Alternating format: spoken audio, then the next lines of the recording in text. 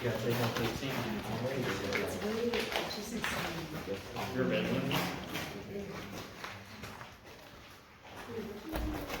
Is this the one with the ball in the side and stuff? I don't know. There was this girl in there, yeah, and they're just not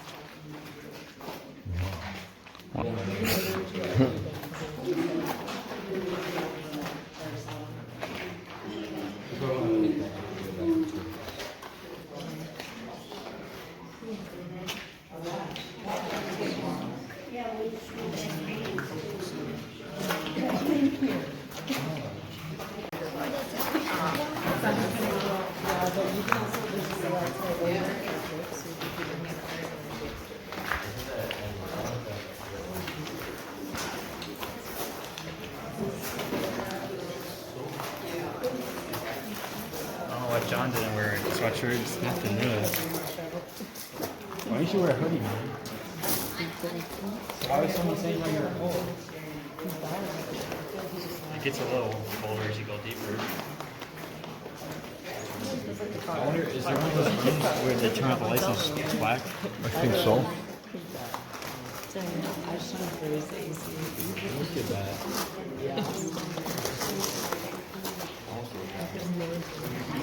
And we actually don't know how shields are formed. One of the more accepted theories is water pushing through cracks, causing the minerals that circle.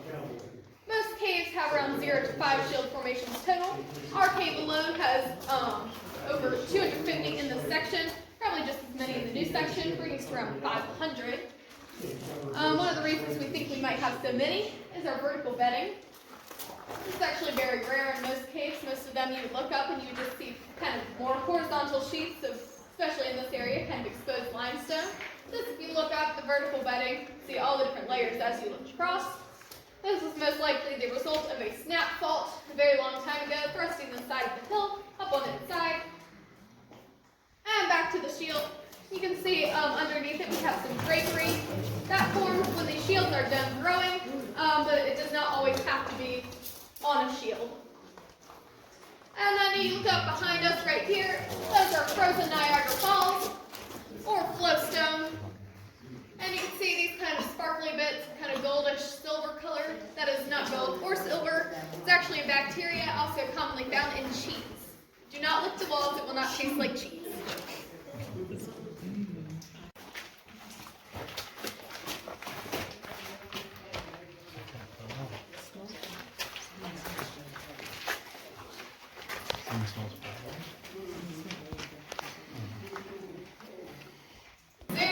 Because a lot of the formations here look like zoo animals. Starting up here, we have our crocodile. He's about to take a bite out of our elephant. Right there. He's sitting on top of a giant clam. Our clam is being flown away by a seagull. Right there, there's his head. Oh, yeah. His wings. Oh, yeah. And then over on this side, we have a shaggy buffalo. There's his head, his body, and his tail. Right down there, we have a little shark.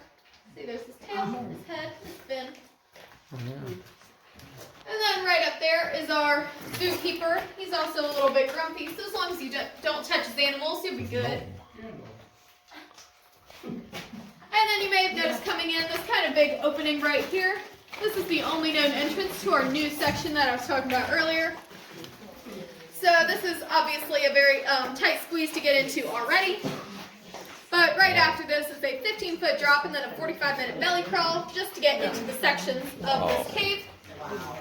It was not always a big gaping hole that nobody thought to look into. There is obviously a very large rock covering this section. And on our 200th anniversary, we had some groups of surveyors in here making us a new map. One of those groups had a training search and rescue dog with them named Rosie. Rosie started sniffing around the rock. They thought she needed to use the bathroom. She did not. She was actually signaling that there was a change in air pressure from here and in there. So they got permission and removed the big rock, and they found a lot of new cave. So That's cool. despite the kind of tight squeeze to get in there, the rooms do open up a lot. The largest room in our section is about the length of one football field. The largest room in this section is about 3 times that. Why? Yep. Either one of us.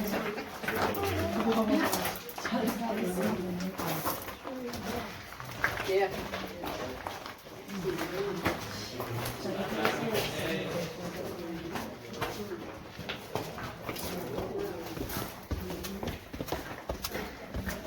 started as a tourist, but I've been down here for so long, they just gave me a room and told me to get to work. Oh, yeah. This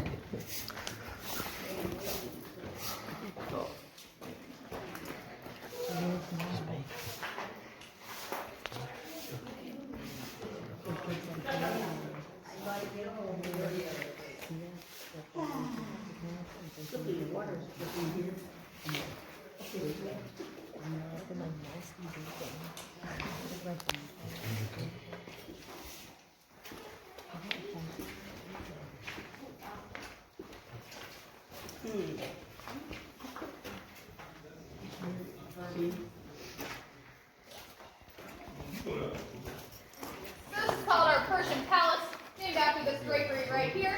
Said to look like Persian rugs or tapestries. And then right above it, we have our Liberty Bell shield. Some calcite craft right there. A lot of people like to call it the Taco Bell.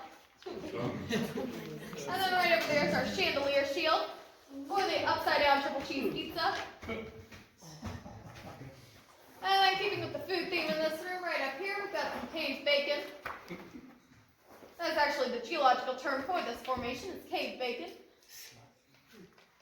And then if you look down to this big open area down here, that is called our chapel. You can see those carved out stair-looking things. Those are not actually stairs, since they don't really lead to anywhere, so we think that they were used as seating for drum presentations, church services, and weddings.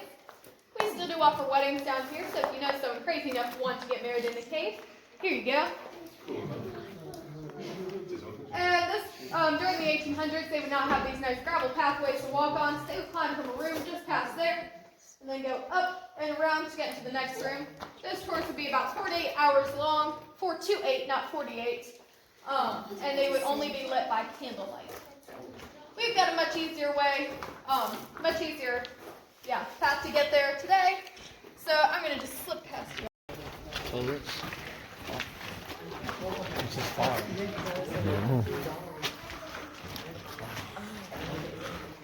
This, wow, this is big.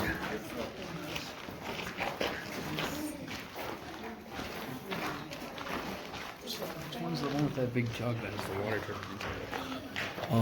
I don't know if it might be this one or it might be endless. I can't remember.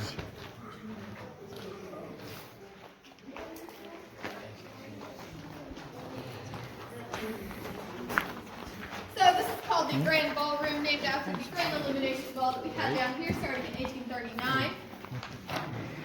This was before we had electric lighting, so they would light up this room with over 2,000 candles. Wow.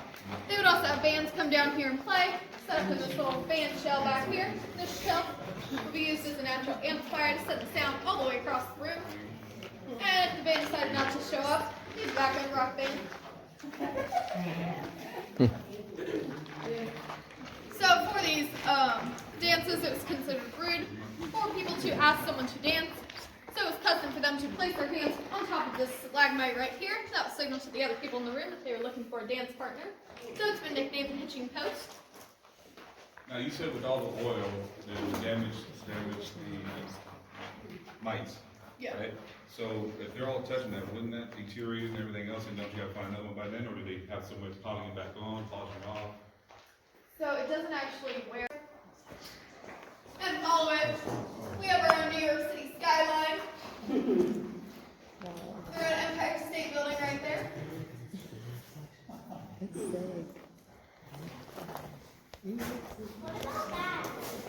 This? Another shield. Got a lot of those.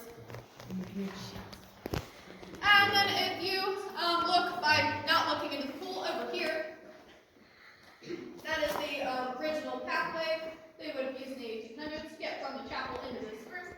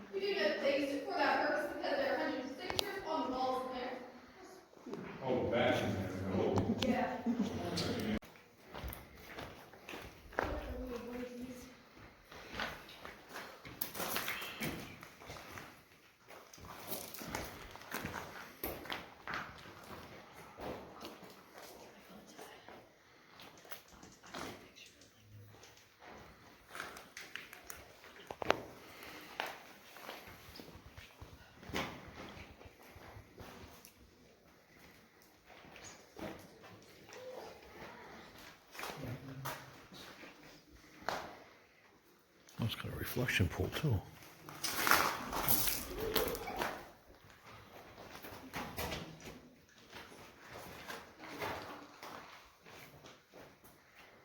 What is that called? The rainbow. That's right here. Just a second.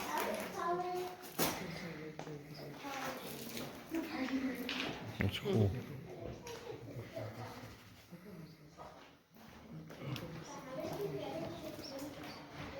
It's just colored lights.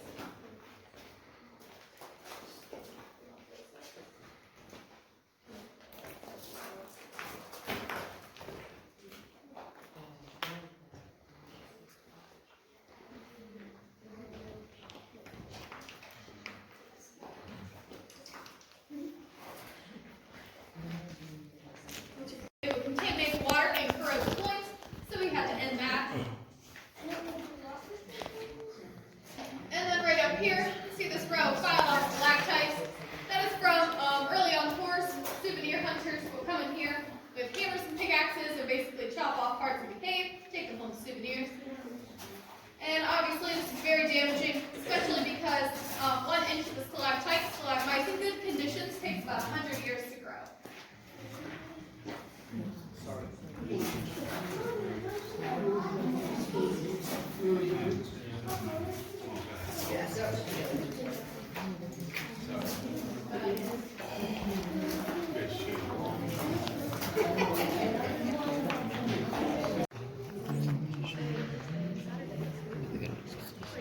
Not all. Pretty cool, Joe. So this room up here is called Dante's Inferno, kind of backed up by these spooky red lights over here. So tours in the 1800s would take their groups up this set of stairs right here into a room just past my light. But after a while that was stopped because it was said that if you went right where my light is, all of your candles and torches would get mysteriously blown out by an evil ghost. That was just a rumor made up by a previous owner. He had found a very large geode of dog-tooth smart calcite in that room and was trying to mine it for profit. Tours at the time were about 50 cents, which could be a couple days worth of wages. He would sell a fist-sized chunk for about $100. But after a while, before he mined too much, it was found in caves all along the East Coast, so it's pretty much deemed worthless. And for those tours, if your candles and torches all got blown out, since they did not have lighters or strikeable matches, you'd be stuck in complete cave darkness until another tour group could come and relight your candles. That could be a couple hours or overnight if there were no other tours that day. Did anyone ever freeze or anything like that? Was it weather, the temperature, drop the temperature? Nope, this is the temperature all year round. Really? It doesn't change. Well, it kind of fluctuates between like a couple degrees, but yeah. That's pretty. George Washington's ghost. Wow. Like how you do this now? Yeah. Did you guys just using it to because the drink on that phone is like Alexa. Yes, that's Jill. That's bacon, right?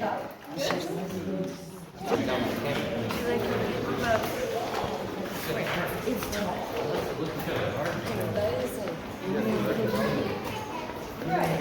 I want to change my cat so we can see.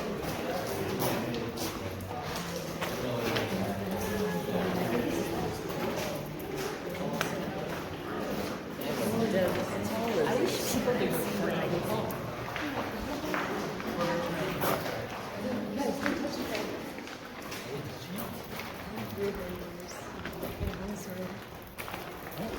I'm done with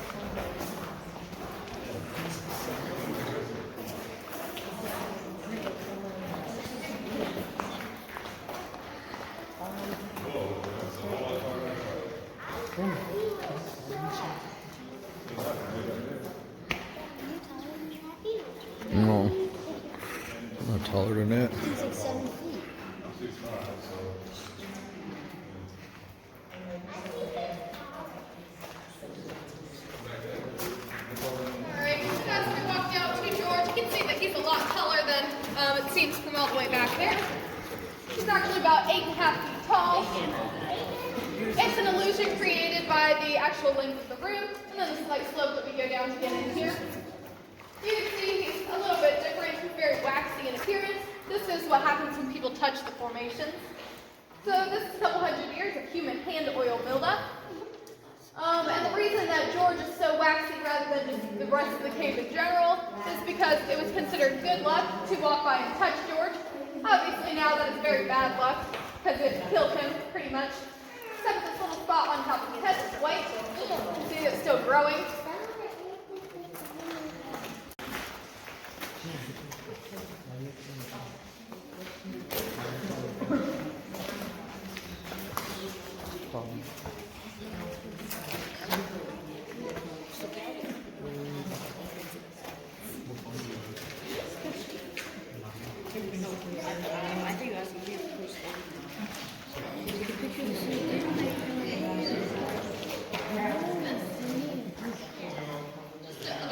How high up that goes. Alright.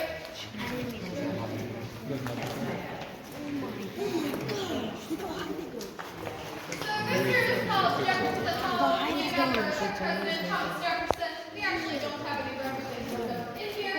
We do How tall is this? at another cave called Madison Cave. It's very close to here. But this room would be about the halfway point in a regular tour. So they would rest here, and they would also get drinks of water and a crop, or collected from a crop like Well, that. there it is. Do not drink the water as we go past. I'll explain why we don't do that here in a second, but you all can follow me down to this side of the room.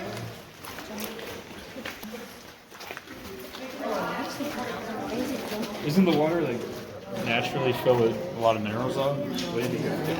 No, it would not be good.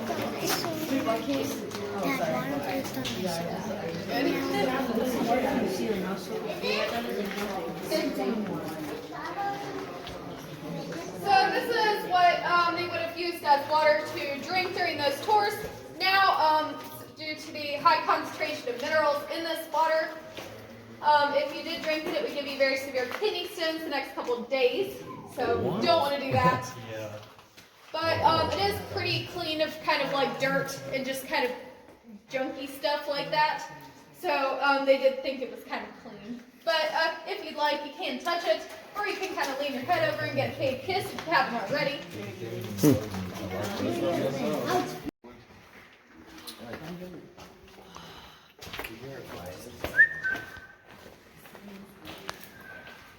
Look at this. I don't know where she's at. It's a nice room.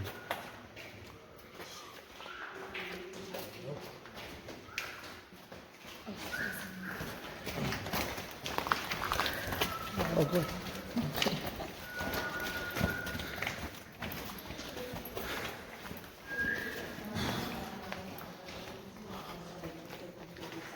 Oh, cool. There's no what.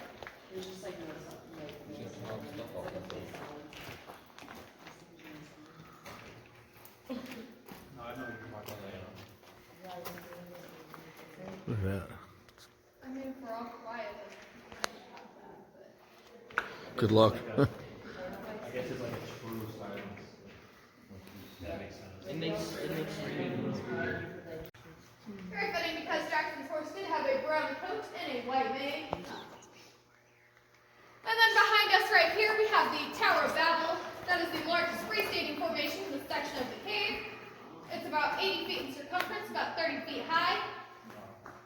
And then right beside it we have our cave wizard. And we are currently the deepest that we will be underground. As we're going along, right now we're about 200 feet underground. We basically walk straight into a hill. Obviously we haven't gone 200 feet down. In fact, we've only gone down about 30, which is the equivalent of that big hill that you all walked up to get here. So if you dug a hole right through here, you'd be able to reach the parking lot. The side profile of Jesus, the jellyfish, we also have Bob Ross.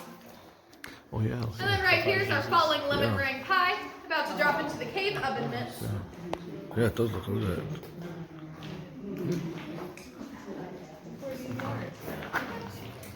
like a balloon under there when you drop down. That was cool.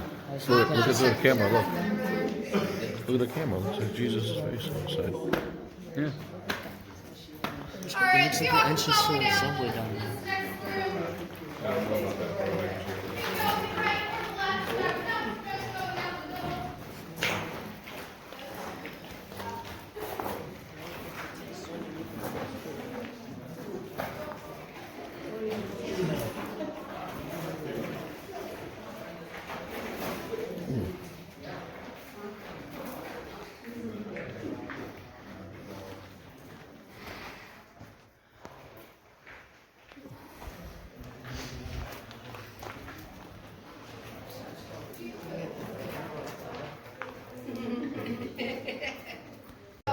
Well, that would be a warm-up, a 2-mile run, and then you go and practice for an hour and a half.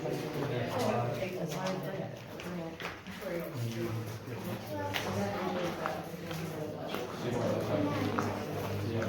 You're not that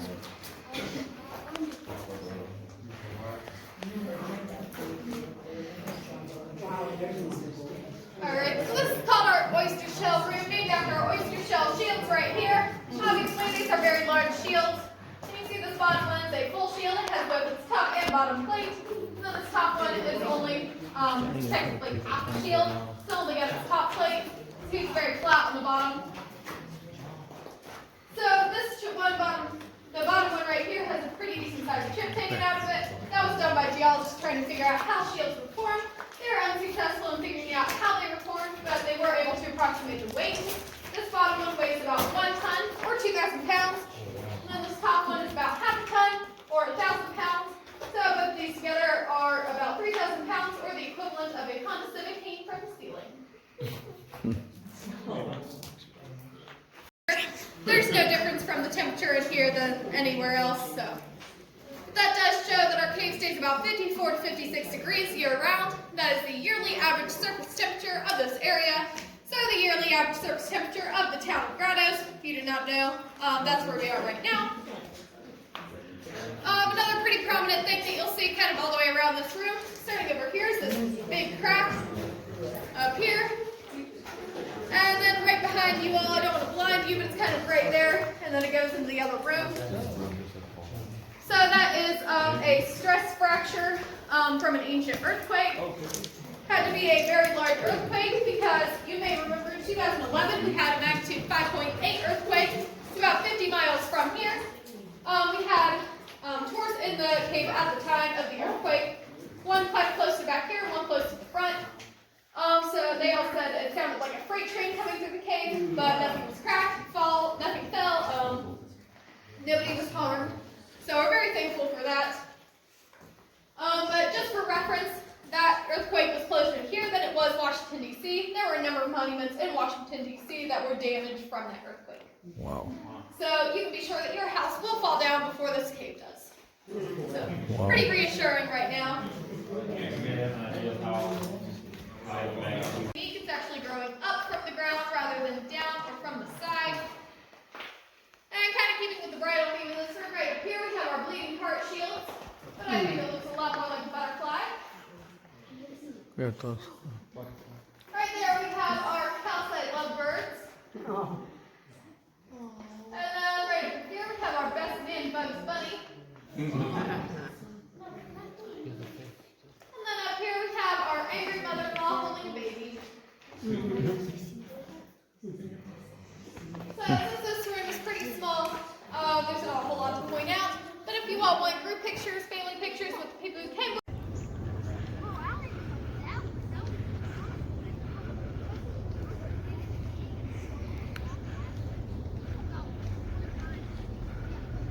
Grand Caverns, Virginia.